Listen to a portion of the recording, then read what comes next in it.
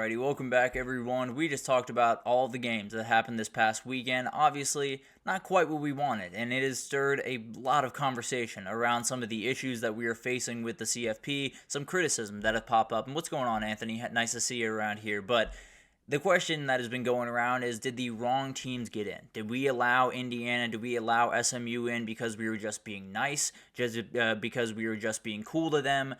No. I'll leave it at that for the time being. And before I start this, I just want everyone to understand. I'm from Atlanta, Georgia. I went to the University of Georgia. I have grown up watching SEC football. I think the SEC is the best conference in the country. I think it has been that way for a long time. I think it was still that way this year. Let's start with that, and we'll get into the rest of this for the remainder of the time. But there were a lot of people talking, and there were a lot of people talking about the issues with the first round games, how they weren't close enough, there were too many blowouts, this, that, and the other. And a lot of that I understand. I get it.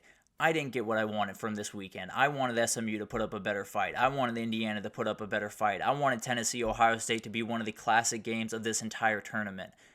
This is what we have.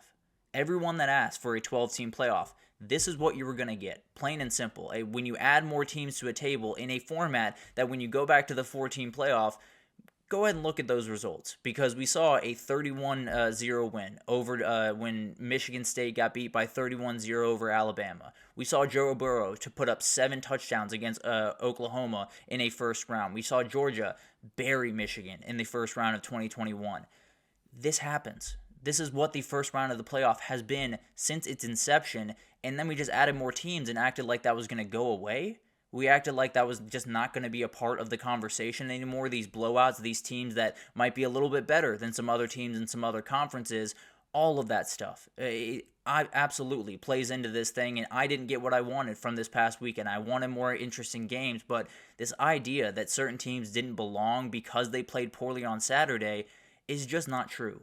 And we'll start with Indiana here, just because that's the people that people have complained about all year. Indiana was a team that was battled all year. They have done things this year that they've beat the crap out of a lot of teams that a lot of other teams just haven't. They've taken care of business where a lot of other teams just haven't. They won 11 games in a conference that last year they won 3 games in. They won 11 games in that conference, and they move in the They won 11 games while in the Big Ten. That is a playoff team.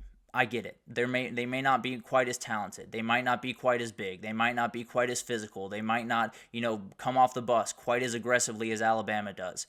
They proved more than Alabama did this year. I would sit here if this entire season played out the exact same way that it already has, I would pick the same exact 12 teams. Even knowing what I just saw on this Saturday, I'd pick the exact same 12 teams because they earned it, not because they're a big team, not because they have more 300-pounders, not because they have Ryan Williams, not because they have Walter Nolan and really talented guys on the defensive line, because they play better football throughout the year. They played more consistent football throughout the year, and yes, they played a little bit nicer of a schedule.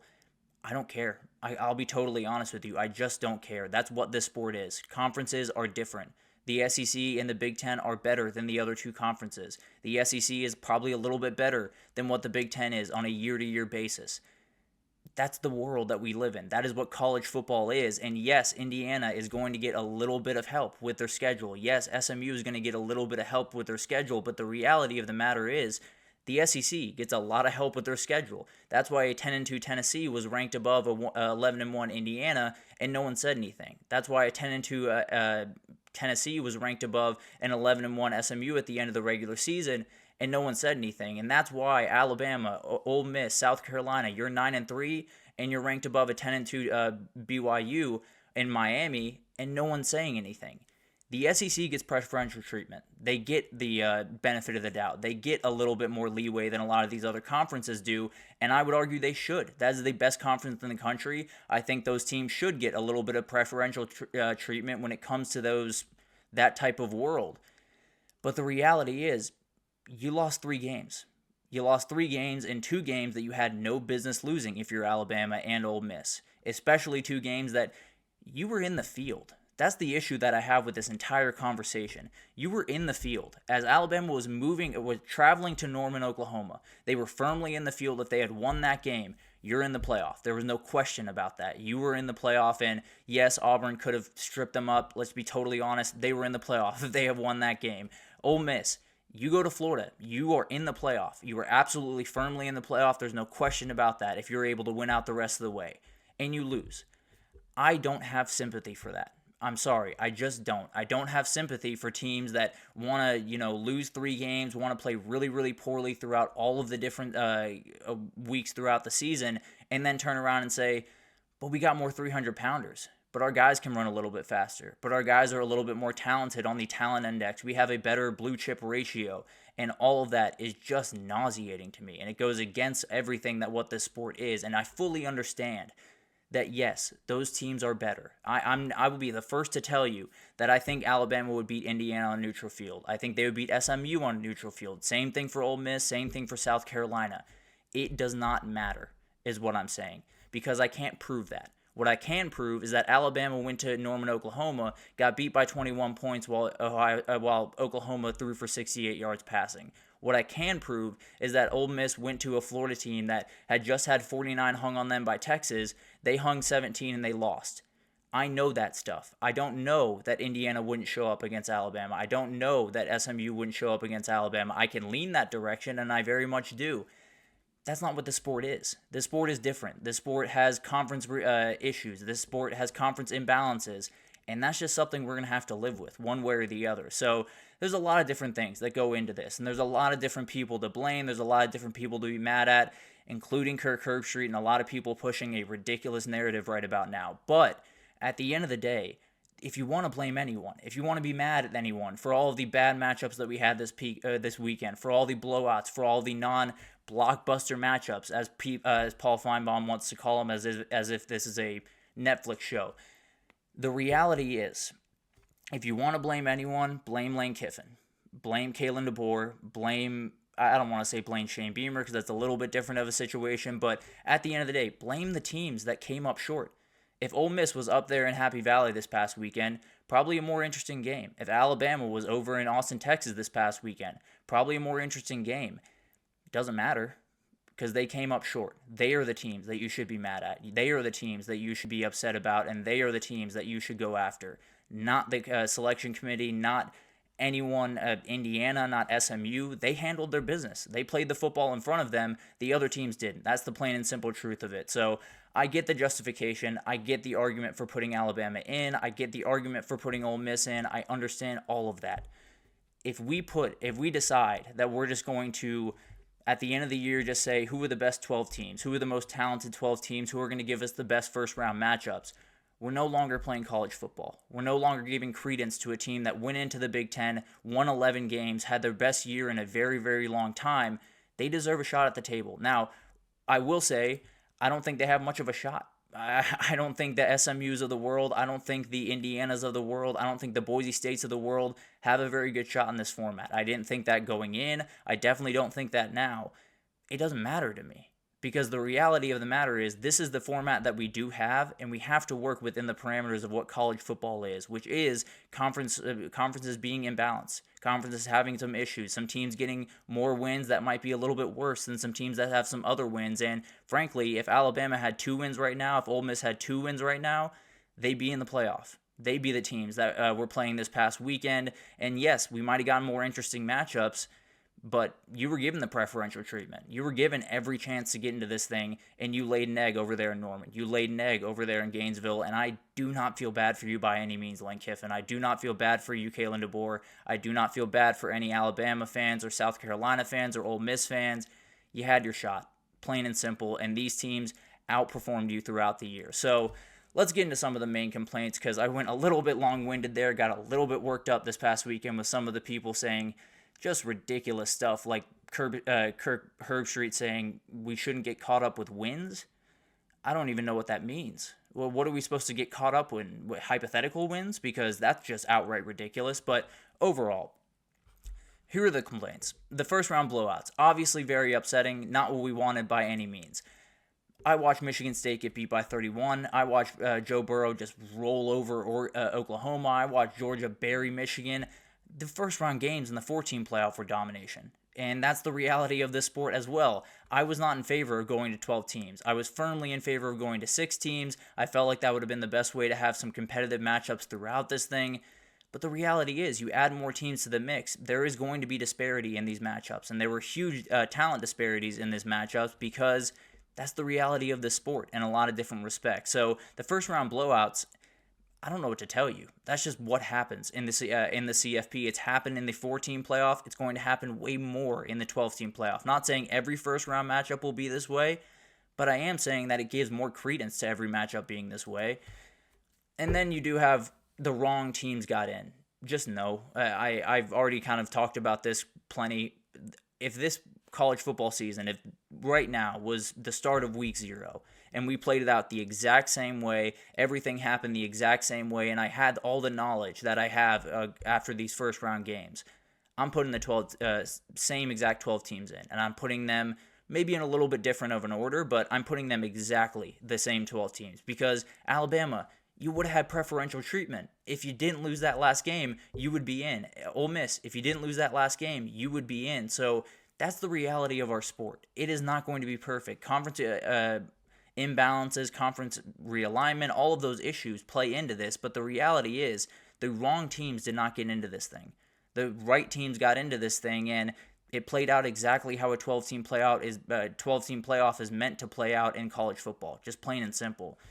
And then the auto buy issue. This is something that we will talk about probably on Friday a little bit more depth, and we've talked about it a number of times already, but we could have the 2 best teams facing off in the Rose Bowl. That's not ideal. It is the quarterfinals of this CFP, and we might have the 2 best teams in the country facing off in that one, which is very upsetting. It's a very fixable issue, even in 2024. Just fix that one thing, and that's actually one of the reasons to calm down here is one small tweak fixes a ton of these problems. A lot of the first-round blowouts, if we didn't have, auto buys for a lot of these teams, the first-round matchups would have been Notre Dame, Clemson, Ohio State, Arizona State, Tennessee, SMU, and Indiana, Boise State. I'm not saying those are the most incredible matchups in the world. I'm saying pretty confidently they would have been more competitive than the ones that we just saw, pretty much across the board. And it would reward Oregon with getting the best matchup in the second round, the winner of that Indiana-Boise State matchup. Just get rid of auto buys. That's a very, very simple fix. It's a fix that should be able to happen next year, but maybe they'll drag their feet on that as well. But overall, that's a very easy fix and one that should be able to be done pretty quickly, if I had to imagine. And then there are 7 games left, guys. I know this weekend wasn't great. We had 4 games that didn't quite live up to the billing, and that's very upsetting, no doubt about that. But the reality is, we're going to have fun games. We got 7 more games left. We got some really great matchups coming up in the quarterfinals, especially those 2 between Georgia, Notre Dame, and Oregon, Ohio State. We have semifinal matchups that could just be the 2 best teams in the Big Ten and 2 best teams in the SEC going at it. And then we're going to have a national title. That's going to be between 2 great teams, 2 teams that have battled all year and probably are playing really good football right around this time of year. So enjoy this. My final verdict on all of this is just everyone calm down. Everyone chill out just a little bit. Bama, Ole Miss, South Carolina fans, Lane Kiffin especially. Hush. You had your chance. You had the ability to get into this thing. You had the ability to make the run. You had the ability to jump into this thing and then to be the spoiler. Be the team that gives us really good matchups. Be the team that knocks off a Notre Dame on the road or a Penn State on the road. You missed your chance. Plain and simple. You missed your chance when you went over to Gainesville and got beat. You missed your chance when you went over to Norman, Oklahoma and got dominated. So I'm really sick of this. I'm really sick of us blaming Indiana, blaming SMU for winning football games, because that's what the sport is. You try to win as many football games as you can every single year. That's the reality of all of this. So the wrong teams didn't get in. Plain and simple. Those are the 12 teams that deserve to be in this thing, and those are the 12 teams that I would put in this thing if we restarted it from right now. This is just what you're going to get in a sport that is so variable, in a sport that has so many different conferences that are better than other conferences and this, that, and the other. You're going to have blowouts. You're going to have teams that are just physically outmatched on any given day. That is going to happen one way or the other. But the reality is, just chill out. We'll find a way to fix some of these issues. Apologies, Anthony. I'll get to these here in a second. But I was not in favor of getting to the 12-team playoff because I didn't think there were 12 teams in the country that were worthy of competing for a title every single year. I still relatively feel that way. But the reality is, here we are. We have to make the best of the situation, get rid of auto buys. I think that will solve a lot of the problems that we have, at least short term. And then we can really attack this thing and see what we want to go forward with. But the reality is, Indiana won 11 games in the Big Ten. SMU won 11 games in the ACC. If we are keeping those teams out because they are not physically as talented, they're not 300 pounds, and their defensive linemen are under 300 pounds, while Alabama's are over 300 pounds, or Jalen Milroe might be a more electric quarterback than Kevin Jennings is. We're not playing college football anymore. We're not playing a sport anymore. We're just producing a TV show, and that is the furthest thing that I want for college football. So, apologies, gotten a little bit of a rant there. Some people were frustrating me quite a bit this past weekend, especially Kirk Herbstreit. Just a ridiculous statement on SportsCenter last night. But a couple of different things I want to get to here from Anthony. I disagree because when you're in a conference, that doesn't mean you should get preferential treatment. I fully agree with that sentiment. I agree with the sentiment that they probably shouldn't get preferential treatment. The fact is that they do, right? The fact is that Alabama finished in the top 12. They finished above a 2-loss Miami team because of SEC, because they had that SEC moniker. Tennessee finished above a team like SMU or a team like Indiana because of that SEC moniker. So I wasn't necessarily saying I want the preferential treatment. It was more just to say they get it. They absolutely do get it over there in the SEC, and the idea that a 10-2 Alabama would have missed out is ridiculous. They would have been in. That was their power. That was their control, and there's no doubt about that. So it shows that they cares more about the conferences than actual wins and losses. And maybe, I definitely do think there are some issues with that, and I think it could have gotten worse this past weekend with the way that Indiana and SMU performed. I don't think it should get worse, but I do definitely think that there is a possibility where they lean away from some of those teams that maybe Indiana next year, they have a really similar schedule. If they go 11-1 again and you're in a similar situation, do you lean towards the SEC the next time around is something that I'm a little bit worried about as we go forward in this thing. But there's so many issues with this, and I cannot stand the committee as well. There's so many issues with this, and you go throughout all of this different stuff. I understand the upset. I understand we wanted better games. I wanted better games. I wanted this to be more interesting. I wanted people to go after each other, and I believed in a couple of these teams maybe a little bit more than I should have. The reality is the right teams got in. Plain and simple. Those are the teams that proved time and again that they deserve to be in this dance. Those are the teams that won the games that they're supposed to win, while everyone down there in the SEC was losing games left and right. I do not feel bad for Alabama. I do not feel bad for Lane Kiffin. I do not feel bad for South Carolina. You had your opening, and you missed it. And you would have gotten preferential treatment had you just lost one less game. So, more than anything, respectfully, hush. That's the best way that I can put this. Just hush. Enjoy the next 7 games that we have. Yell from the rooftops next year that Indiana shouldn't get in with an 11-1 record, and we'll do this all over again. But for the time being, enjoy the games that are in front of us.